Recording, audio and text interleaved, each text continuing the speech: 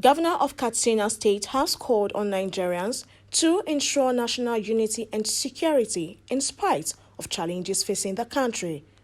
The governor made the call in Katsina when he received the management of the News Agency of Nigeria, led by its managing director, Mr. Buki Bonle. Security is not the responsibility of somebody in uniform.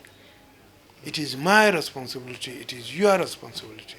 Then now, how do we engage the traditional rulers, the religious leaders, into the security architecture?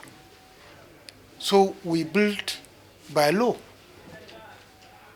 3 layers of security architecture, starting from the village, calling the attention of people that this issue of security is everybody's responsibility. If you say it is the government, which government? Are you not the government?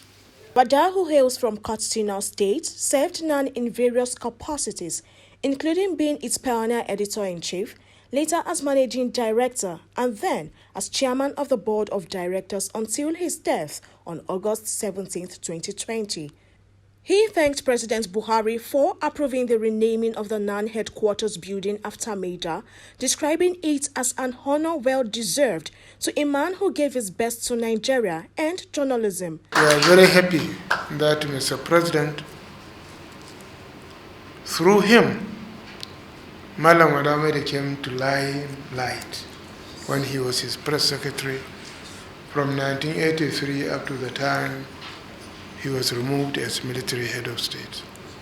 In his earlier remarks, the managing director congratulated Katsina State for being the birthplace of the iconic journalist. Bonle, who used the opportunity to present to the governor a document containing various areas of partnership that the state government could explore with the agency. It's an iconic journalist who has contributed so immensely to the development of journalism in the country, his state of origin, and the country at large, and as because of his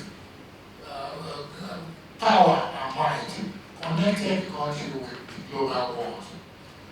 We cannot yet come here to tell you formally that